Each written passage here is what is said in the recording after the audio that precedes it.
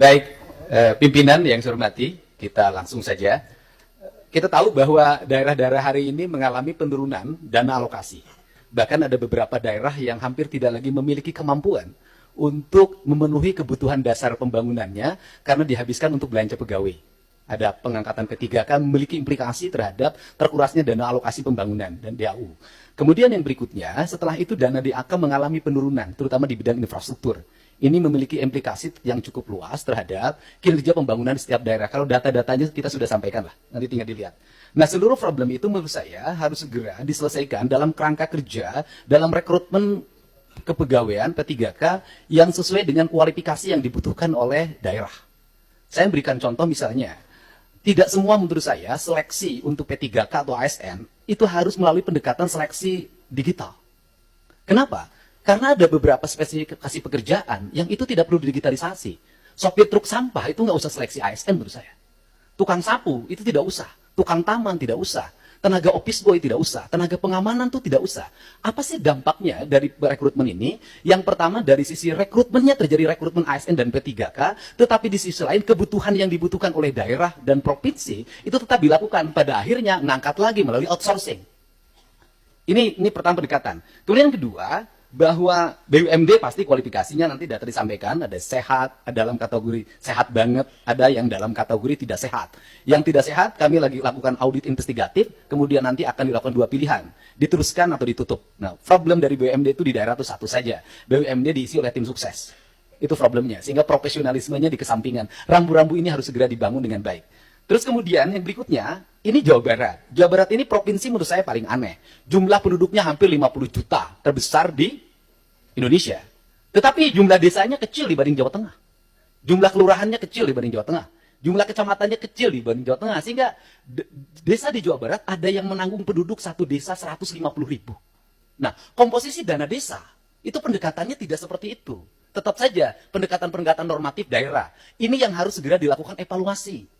Ini. Dan kemudian yang berikutnya adalah sudah juga semestinya Komisi 2 memelopori daerah desa yang sudah berubah karakternya menjadi kelurahan karena pertumbuhan industri, harus segera dibuat kelurahan tidak desa lagi. Karena pendekatan kewilayahan sudah tidak relevan lagi dengan jumlah penduduk yang tidak monokultur, yang sudah plural. Yang perlu dilakukan pendekatan birokratif bukan berdasarkan pendekatan politik. Ini yang harus dilakukan. Kemudian yang berikutnya adalah daerah menanggung beban apa lagi? Instansi vertikal seperti Kementerian Agama itu kewenangannya banyak banget. Ngurus madrasah diniyah, madrasah sanawiyah, madrasah aliyah, masjid, pondok pesantren, tapi duitnya nggak bawa. Nah, pada akhirnya, kalau gubernur tidak memenuhi, kalau bupati tidak memenuhi kebutuhannya, maka nanti akan dibenturkan dengan isu agama, tidak berpihak pada kepentingan umat. Padahal di satu sisi, dia masih memiliki kewajiban-kewajiban terhadap sekolah SD negerinya masih roboh, SMP negerinya masih roboh, SMA negerinya masih roboh. Nah, problem seperti ini kalau dibawa ke wilayah politik DPR, maka kita akan mendominasi kepentingan ini dibanding kepentingan internal kita, yang menjadi kewajiban dasar kita. Untuk itu nanti ke depan, Kementerian Agama harus jelas. Kalau dia mengatakan bahwa masjid tanggung jawab Kementerian Agama, madrasah diniyah tanggung jawab Kementerian Agama, madrasah sanawiyah Kementerian Agama, madrasah aliyah negeri Kementerian Agama, termasuk juga madrasah aliyah swasta, pesantren adalah di bawah Kementerian Agama, uang di Kementerian Agama diperbanyak agar mereka bisa mandiri. Sehingga fiskal kabupaten, fiskal kota, fiskal provinsi sangat berimplikasi kuat bagi kesejahteraan publiknya dan bagi apa yang menjadi kewajiban dasarnya. Kemudian yang berikutnya adalah, ini urusan otonomi di Jawa Barat, lucu. Ada kabupaten yang penduduknya 6 juta.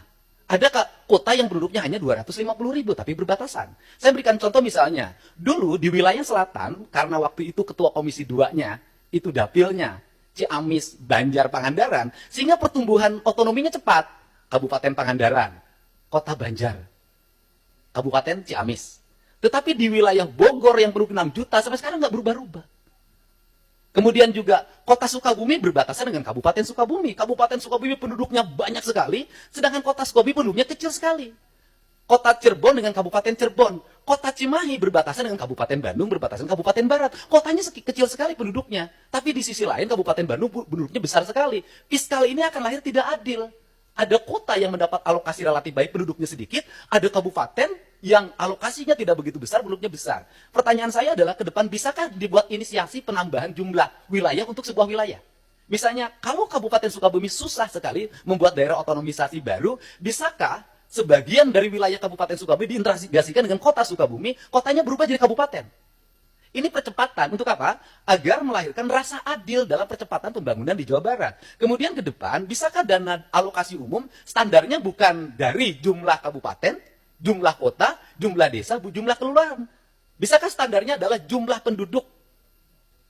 Karena kalau pendekatannya hanya jumlah kota, jumlah kabupaten, jumlah kelurahan, maka Jawa Barat akan di bawah Jawa Tengah secara terus-menerus.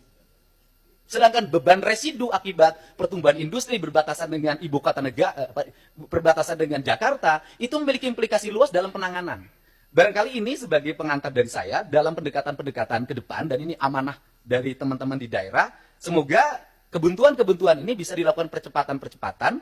Karena apa? Karena daerah diperlukan upaya-upaya kita untuk melakukan perubahan-perubahan, tidak boleh secara terus-menerus dengan pola monoton seperti ini. Nah, yang terakhir misalnya hari ini daerah harus beratraksi. Misalnya penurunan di sektor alokasi irigasi di BBWS. Itu kan harus ditutup lewat provinsi, karena itu kebutuhan dasar pertanian, kemudian daerah aliran sungai, dan itu berdampak pada banjir. Nah, ini juga akhirnya kita banyak menutup. Kita ini, dan akhirnya berbagai kegiatan di daerah, itu berbagai kebutuhan di daerah yang sebenarnya itu menjadi kewenangan pusat, itu pada akhirnya juga ditutup lagi oleh daerah. Ditutup lagi oleh daerah. Ini barangkali sebagai gambaran umum, saya ucapkan terima kasih. Semoga pertemuan ini memberikan manfaat. Dan terakhir, tadi Pak Gubernur Kaltim mengatakan gubernur konten. Alhamdulillah, dari konten yang saya miliki, itu bisa menurunkan belanja rutin iklan. Biasanya iklan di Pemprov Jabar, kerjasama medianya 50 miliar. Sekarang cukup 3 miliar, tapi viral terus. Terima kasih. Bu Wamen, dalam penyusunan PP tentang desain besar penataan otonomi daerah itu mungkin tadi masukan dari Gubernur Jawa Barat, dan saya kira nanti yang lain juga bisa memberi masukan. Itu penting untuk kita bikin formula. Selama ini kan ada gairah yang besar untuk menghadirkan daerah otonomi baru, pemekaran. Tapi nomenklatur penggabungan dalam Undang-Undang Pemda, Undang-Undang nomor 23 tahun 2014 itu nggak pernah kita gunakan. Kita mekar terus, gabungnya nggak pernah. Nah, gabung selama ini selalu dikonotasikan dengan kabupaten yang ada gabung ke kabupaten yang lain. Itu kan ekstrim. Tapi pendekatannya bisa jadi beberapa kecamatan di sekitar daerah otonomi itu gabung karena daerahnya dekat. Tadi misalnya, ini kota Sukabumi, ini kabupaten Sukabumi. Kecamatan-kecamatan yang dekat dengan kota Sukabumi, di kabupaten Sukabumi itu gabung ke sini. Kan gitu.